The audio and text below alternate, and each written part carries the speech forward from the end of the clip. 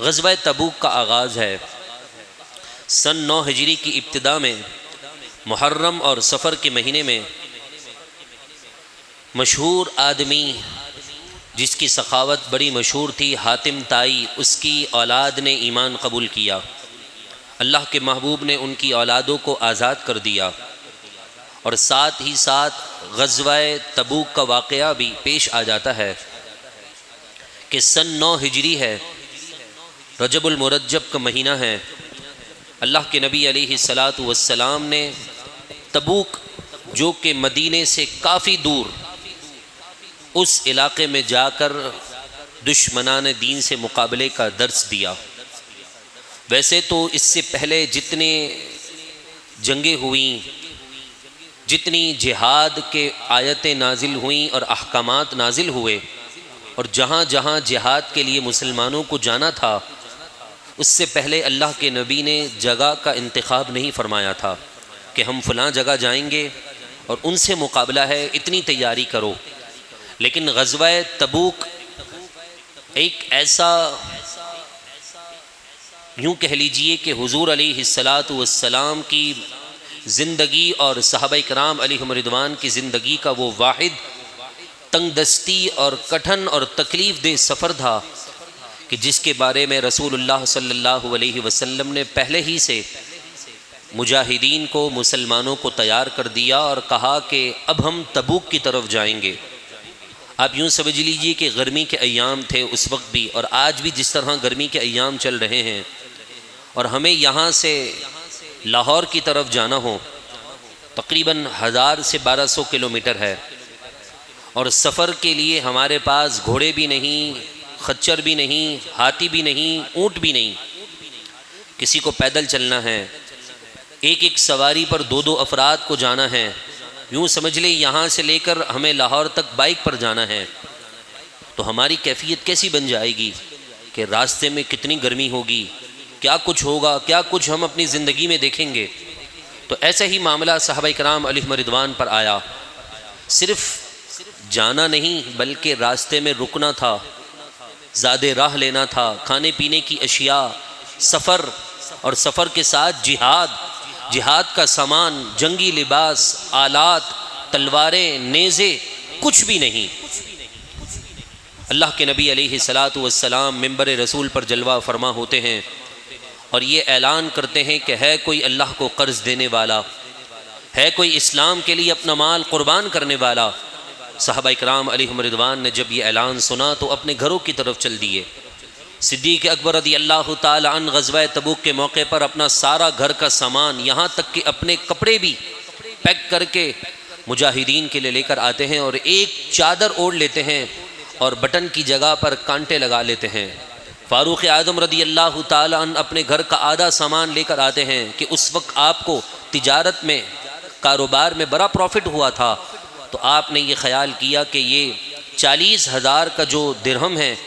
میں انہیں اللہ کے نبی علیہ السلام کی بارگاہ میں دے دیتا ہوں۔ آدھا مال آپ اللہ کے محبوب کے قدموں میں لے کر آتے ہیں۔ حضرت عثمان غنی رضی اللہ تعالی عنہ نے 1000 اونٹ اس وقت اللہ کی راہ میں حضور کے کہنے پر جو ہے مجاہدین کے لیے وقف کیے۔ آج بھی اگر ہم قیمت لگائیں نا 1000 اونٹ کی تو تقریباً 1.25 سے 1.5 کروڑ روپے بن جاتا ہے، کیونکہ اگر لاغر سے لاغر اونٹ بھی آج آپ قربانی کے لیے لینے جائیں نا تو وہ 1 لاکھ سے 1.25 لاکھ سے نیچے نہیں مل رہا۔ اور پھر وہ اونٹ جو جنگ میں استعمال ہونا ہے، جس میں مجاہدین نے سفر کرنا ہے، اس کے لیے اور اس کے اندر طاقت چاہیے ہوتی ہے۔ ایک تو یہ ہے کہ آپ قربانی کے طور پر لائے، گھر کے باہر کھڑا کر دیا، اس کی خدمت کی، اسے کھلایا پلایا، 10 دن 5 دن جتنی طاقت تھی، پھر قربانی کا ایام آیا، آپ نے قربان کر دیا۔ تو اب وہاں قربان اس طرح نہیں کرنا کہ اس کے گلے پر نہر کرنا ہے، اسے ایک ملک سے 3 ملک دور جانا ہے۔ وہ ایسے 1000 اونٹ آپ نے اللہ کی بارگاہ میں حضور کے کہنے پر قربان کر دیا اور مجاہدین کے لیے۔ اور اس کے علاوہ حضرت سیدنا عثمان غنی رضی اللہ تعالی عنہ نے اس موقع پر صرف 1000 اونٹ نہیں بلکہ 70 گھوڑے مجاہدین کی سواری کے لیے دیے، کھانے پینے کی اشیاء الگ، اور 1000 اشرفیاں سیدنا صدیق اکبر رضی اللہ تعالی عنہ نے غزوہ تبوک کے موقع پر عطا فرمائے۔ مگر آپ مجھے بتائیے، آج بھی دنیا کے جس کونے میں حاتم طائی کے بعد اگر سخاوت کی مثال دی جاتی ہے تو عثمان غنی کی دی جاتی ہے۔ میں آپ سے یہ پوچھنا چاہتا ہوں کہ حضرت عثمان غنی نے اتنا کچھ دیا تو کیا ان کا مال کم ہوا؟ کیا ان کے مال میں کمی واقع ہوئی؟ ان کا کاروبار بند ہو گیا؟ نہ، آج غزوہ تبوک کا یہ عظیم موقع مجھے اور آپ کو درس دے رہا ہے کہ اگر ہم اپنے مال میں برکت چاہتے ہیں، اپنے مال میں اضافہ چاہتے ہیں، تو رب کے ساتھ پارٹنرشپ کر لیں، رب کے ساتھ تجارت کر لیں، رب کو قرض دے دیں، وہ آپ کو بہتر کر کے لوٹائے گا، دنیا میں بھی عزت دے گا، اس کا ثمرہ قبر میں بھی ملنا ہے، اس کا نتیجہ قیامت کے دن بھی ملنا ہے۔ تو حضرت عثمان غنی رضی اللہ تعالی عنہ نے 1000 اشرفیاں، 70 گھوڑے اور 1000 اونٹ، اس کے علاوہ کھانے پینے کی اشیاء اور وہ چیزیں جو آپ اپنے کپڑوں کے اندر ڈال کر چھپ کر لا سکتے تھے، وہ گھر سے آپ نے سارا اپنے استینوں میں بھر کر حضور کے سامنے آ کر ڈھیر کر دیا۔ اس کی تو کاؤنٹنگ ہے ہی نہیں، لیکن جو کاؤنٹنگ میں آئے وہ اتنی تعداد بن جاتی ہے کہ ایک موقع پر ممبر رسول سے اللہ کے نبی نے اعلان کیا، جانثار صحابہ اس قدر اپنی جانوں کا نذرانہ پیش کر رہے ہیں کہ حضرت ابو بکر پورا سامان لا رہے ہیں، فاروق اعظم آدھا سامان لا رہے ہیں، حضرت عثمان اتنے سارے لوگوں کا سامان اور ان کا خرچہ اپنے اوپر لے رہے ہیں، اور ساتھ حضرت عبد الرحمن بن عوف رضی اللہ تعالی عنہ بھی کہتے ہیں کہ اس سال مجھے کاروبار میں بڑا پروفٹ ہوا ہے حضور کی دعا کی برکت سے۔ 40,000 دینار تو حضرت عبد الرحمن بن عوف لے کر آئے اور پھر عرض کرنے لگے کہ یا رسول اللہ، آدھا مال گھر والوں کے لیے چھوڑ کر آیا ہوں اور آدھا آپ کو دے دیا ہے۔ میرے محبوب نے اس وقت آپ کو دعا دی اور فرمایا کہ اے عبد الرحمن، جو تم لائے ہو اللہ اس میں بھی برکت داخل فرما دے، اور جو تم نہیں لائے اللہ تبارک و تعالی اس میں بھی برکت عطا فرمائے۔ کہتے ہیں تاریخ میں ملتا ہے کہ جب حضرت عبد الرحمن بن عوف کا انتقال ہوا تو اس وقت آپ کی 4 زوجہ تھیں، اور ورثے کے اندر بیویوں کو چوتھائی ملتا ہے۔ چوتھائی کے اندر 2 بیویاں ہیں، تب بھی چوتھائی کے اندر وہ ڈیوائیڈ ہوں گی۔ تو کہا جاتا ہے کہ حضرت عبد الرحمن بن عوف کا چوتھائی مال اتنا تھا کہ بڑے بڑے کلہاروں سے سونے کے بڑے بڑے بسکٹس اور بڑے بڑے چٹان توڑ کر خواتین کو، ان کی عورتوں کو دیا گیا تھا۔ یہ اللہ کی راہ میں قربان، اللہ کی راہ میں مال خرچ کرنا، اور حضور علیہ الصلاۃ والسلام کی دعا کی برکت ہے کہ چوتھائی اتنا ہو رہا ہے تو کل مال کی رقم کتنی بن رہی ہوگی۔ حضرت عبد الرحمن بن عوف رضی اللہ تعالی عنہ نے اس موقع پر اپنے گھر کا آدھا مال اور جو کچھ قیمتی اشیاء تھی وہ لے کر حاضر کر دی، یہاں تک کہ کچھ صحابہ کرام علیہم رضوان بڑے پریشان ہوئے جب انہوں نے دیکھا کہ اتنا ڈھیر لگ چکا ہے مسجد میں، ان کے پاس کچھ بھی نہیں۔ تو حضرت عاصم بن عدی انصاری رضی اللہ تعالی عنہ اپنے گھر میں گئے اور کئی من کھجوریں لا کر حضور کی بارگاہ میں پیش کر دیں اور عرض کرنے لگے یا رسول اللہ، مجاہدین جائیں گے تو راستے میں انہیں اس چیز کی ضرورت پڑے گی کہ انہیں بھوک لگے، تو آپ یہ میری طرف سے تحفہ قبول کریں۔ یہاں تک کہ حضرت ابو عقیل رضی اللہ تعالی عنہ بہت ہی مفلس تھے، محتاج تھے، پیسے نہ تھا ان کے پاس، لیکن دل میں حضور کی سچی محبت تھی۔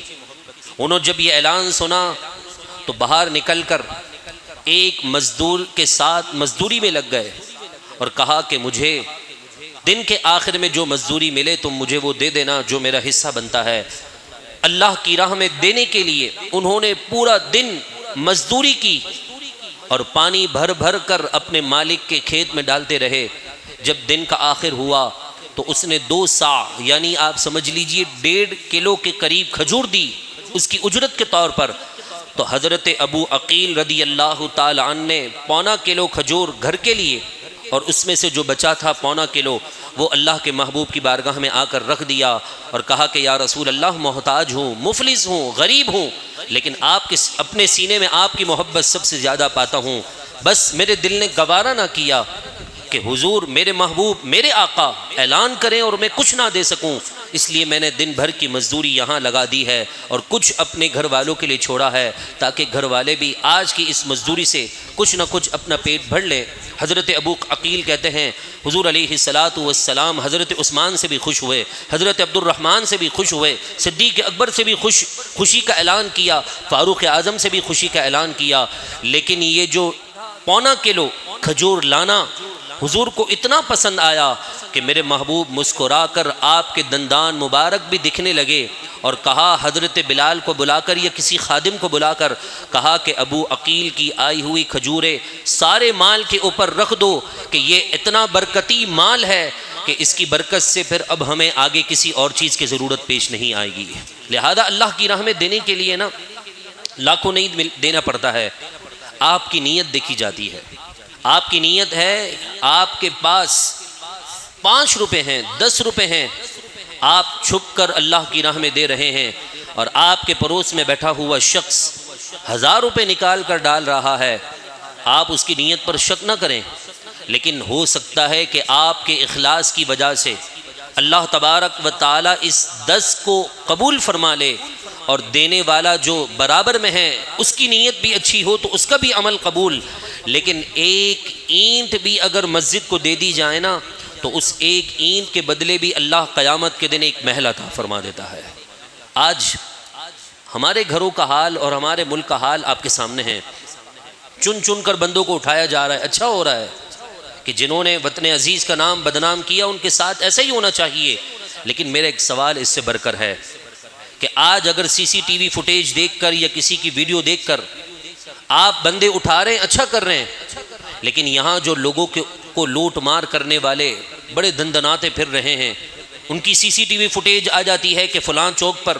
فلاں بندے کو لوٹ لیا گیا، فلاں چوک پر فلاں بندے کو لوٹ لیا گیا، فلاں بینک سے مال نکال کر جا رہا تھا اس کو لوٹ لیا ہے، اس کی تو شکل بھی سامنے آ جاتی ہے، اس کا تو بایو ڈیٹا بھی آپ کے پاس ہوگا، وہ بندے کیوں نہیں اٹھ رہے؟ غزوہ تبوک کا جہاں درس اللہ کی راہ میں دینا ہے تو وہاں بڑے لوگوں کو یہ پیغام بھی مل رہا ہے کہ یاد رکھیے گا کہ اللہ کے یہاں دیر ہے، اندھیر نہیں ہے۔ انصاف جب چلتا ہے نا اس کی لاٹھی تو بڑے بڑے اس کے لپیٹے میں آ جاتے ہیں، وہ نہیں دیکھتا، اس کی لاٹھی نہیں دیکھتی کہ یہ حافظ ہے یا عالم ہے، کوئی گورنر ہے تو کوئی جنرل ہے تو کوئی وزیر اعظم ہے کہ صدر ہے۔ جب اس کی لاٹھی چلتی ہے نا تو بڑے بڑے اس سمندر میں بہہ جاتے ہیں، مگر اپنے آپ کو بچانا ہے، اپنا دامن ایسے گندے لوگوں سے دور رکھنا ہے تو ہمیں قرآن مجید اور فرقان حمید اور رسول اللہ صلی اللہ علیہ وسلم کی سیرت کے قریب ہونا ہوگا۔ غزوہ تبوک کا ایسا موقع ہے کہ جس سال کے متعلق فرمایا کہ یہ ایسا سال ہے کہ جس سال میں کھانے کا بھی پورا انتظام نہ تھا، ایک وقت ملتا تھا تو اگلے وقت کے لیے صحابہ سوچتے تھے کہ ملے گا کہ نہیں ملے گا، اور اسی موقع پر ایک واقعہ وہ بھی ملتا ہے کہ ایک جگہ وہ بھی آئی کہ جہاں پانی ختم، سب کچھ ختم، نہ کھانے کے لیے کوئی چیز بچی ہے، لیکن زبان پر اف نہیں ہے صحابہ کرام علیہم رضوان کے۔ اہل بیت اس وقت بھی حضور کے ساتھ نکل کر جہاد میں لگے ہوئے ہیں دین کی سر بلندی کے لیے، اور آج ہمارے گھروں میں ہزاروں قسم کے کھانے ہوتے ہیں، بہترین ڈشز ہوتی ہیں، جو چاہتے ہیں کھا لیتے ہیں، پھر بھی کہتے ہیں دین پر چلنا بڑا مشکل ہے۔ بڑے افسوس کی بات نہیں ہے کہ جو صحابہ، جو حضور کے غلام اپنے کندھوں پر اپنے پیٹ پر پتھر باندھ کر بھی یہ کہہ رہے ہیں کہ یا رسول اللہ آپ حکم کیجئے تو ہم سمندر میں چھلانگ لگا دیں گے۔ آج غور کرنے کی بات ہے کہ ہم ہزاروں قسم کے کھانے کھا رہے ہیں، لنگر بھی ہو رہا ہے، شربت بھی مل رہا ہے، ویلفرز اپنے اپنے کام کر رہی ہیں، انجوائز بھی لگی ہوئی ہیں، انجمنیں اپنے کام کر رہی ہیں، کہیں شربت پلایا جا رہا ہے تو کہیں گرمی کے اندر کوئی اور نعمت دی جا رہی ہے، کہیں سستا کوئی پیکج لگایا جا رہا ہے، کہیں کیمپ لگ رہا ہے۔ اس کے باوجود بھی ہم کہتے ہیں کہ دین پر چلنا مشکل ہے۔ میں آپ سے پوچھتا ہوں، وہ جو سستا کیمپ لگا رہے ہیں، وہ جو آپ کے لیے پانی کی سبیل لگا رہے ہیں، وہ جو آپ کے لیے کھانے کا اہتمام کرتے ہیں، کیا آپ ان سے جا کر پوچھئے کیا ان کو پیسے درخت سے لگے ہوئے ملتے ہیں؟ آپ کہیں گے کہ نہیں بھائی، ان کے پاس بھی اپنے ہی کمائی کیے ہوئے پیسے ہیں۔ جب وہ اپنا جگرا کاٹ کر، اپنا کلیجہ کاٹ کر آپ کی خدمت کے لیے، آپ لوگوں کی آسانی کے لیے، امت مسلمہ کی راحت کے لیے اپنا مال نکال رہے ہیں تو تو پھر میرے لیے اور آپ کے لیے دین پر چلنا کیوں مشکل ہو جاتا ہے؟ داڑھی شریف رکھنے کی بات آئے تو کہتے ہیں جی سب کو دیکھنا پڑتا ہے، نماز کی بات آئے تو کہتے ہیں جی گھر میں پڑھ لیتے ہیں جی۔ آج ہم سے جماعت کے ساتھ نماز نہیں پڑھی جاتی اور ہم چوکوں پر بیٹھ کر صحابہ کرام علیہم رضوان پر تبصرے کر رہے ہوتے ہیں کہ جنہوں نے سارا مال دے دیا، سب کچھ اللہ کی راہ میں قربان کیا، اپنے بچوں کو بھی اپنے آپ کو بھی۔ حضرت امام حسین نے بچے تک کو دین کی سربلندی کے لیے اور دین کے عظیم جھنڈے کو بلند کرنے کے لیے بچوں کو نیزے پر اچھال دیا، اور ہم ان پر تبصرے کر رہے ہیں کہ جی یوں نہیں تھا، ویسا تھا، یوں نہیں تھا، ایسا ہونا چاہیے تھا، اتنی سختی نہیں ہے۔ مجھے بتائیے اگر اتنی سختی دین پر نہیں ہے تو پھر کس چیز کے معاملے میں سختی ہوگی؟ ہم اپنی اولاد کے معاملے میں اتنے سنگین ہو جاتے ہیں اور اتنے سخت ہو جاتے ہیں بسا اوقات کہ اولاد اگر کوئی نافرمانی کرے تو پورے بڑے مجمع میں جو ہے ہم اس کے گال لال کر دیتے ہیں، اس سے اپنا رشتہ ختم کر دیتے ہیں۔ کیوں؟ اپنی ذات کے لیے تو اتنا غصہ تو ٹھیک نہیں ہے، لیکن جہاں دین کی بات آتی ہے تو کہتے ہیں نرمی سے بات کیا کریں۔ امیر المجاہدین رحمۃ اللہ تعالی علیہ نے کتنی پیاری بات فرمائی، کہا وہ پیٹ پر پتھر باندھ کر بھی دین پر چل رہے ہیں، دین پر قربان کر رہے ہیں، اور تم ہزاروں قسم کے کھانے کھا کر بھی یہ کہتے ہو کہ نماز پڑھنا بڑا مشکل ہے۔ مولانا صاحب فجر کی نماز میں آنکھ نہیں کھلتی ہے، جماعت کے وقت آنکھ نہیں کھل پاتی ہے، تو مجھے بتاؤ قیامت کے دن رب کو کیا جواب دو گے؟ جس پروردگار نے حیثیت اوقات سے بڑھ کر عزتیں دی ہیں،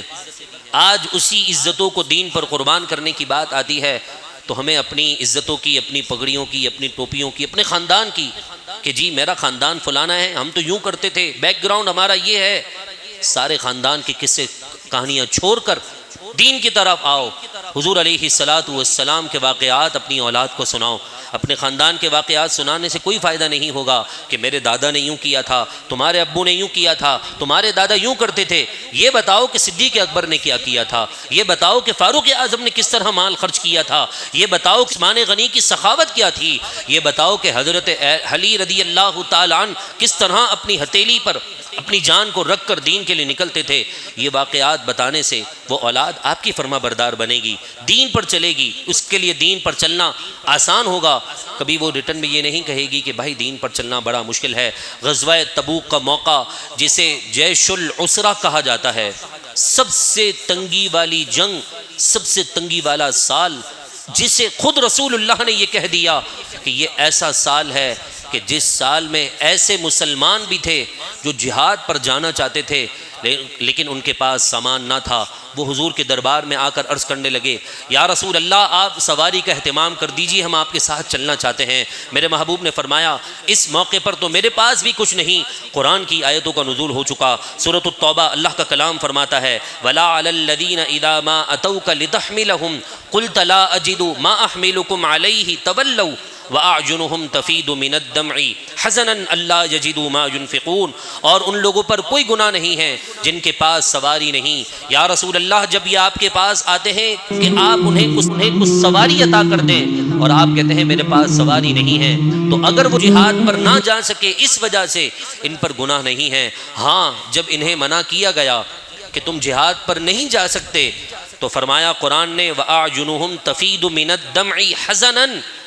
ان کے آنکھوں سے آنسو نکل گئے کہ حضور جا رہے ہیں اور ہم گھر میں بیٹھ جائیں، یہ کیسے ہو سکتا ہے؟ کتنے تو ایسے تھے جو پیدل 1200 کلومیٹر سفر کرنے کے لیے تیار ہو گئے کہ ہم لشکر والوں کے ساتھ پیدل چلے جائیں گے۔ یہ صرف واقعات مسجدوں میں پنکھوں کے نیچے بیٹھ کر سننے کے لیے نہیں ہے، اس کو اپنی زندگی میں اتارنا ہوگا۔ آج دین کو ضرورت ہے، آپ دین کو وقت دیں۔ جب کل آپ کا جنازہ ہوگا تو پھر یہی جنازہ اور یہی دین آپ کے جنازے کی ایسی حفاظت کرے گا کہ حکم ہوگا کہ بھاگو نہیں، اس کے اندر حضور کا غلام موجود ہے، دین کا خادم موجود ہے۔ کہا جائے گا آرام آرام سے چلو کہ اس کی ڈولی کو بھی تکلیف نہ ہونے پائے۔ پھر وہ بندہ قبر میں ہے اور اس قبر پر پاؤں رکھنے کی قیامت کی صبح تک اجازت نہیں ہے۔ کہا جائے گا کہ اس میں ایک عاشق رسول سو رہا ہے، اس میں دین کا خادم آرام کر رہا ہے، اس کی قبر پر پاؤں نہ رکھو، اس لیے کہ اس کا سینہ نیچے ہے، اس کا سر اس کے اندر ہے، اس کا جسم موجود ہے۔ آج جس دین نے آپ کی اور میری، ہم سب کی جان مال کی عزت کی حفاظت کی ہے، تو پھر ہم کیوں اس دین کے لیے اپنے آپ کو پیش کیوں نہیں کر رہے؟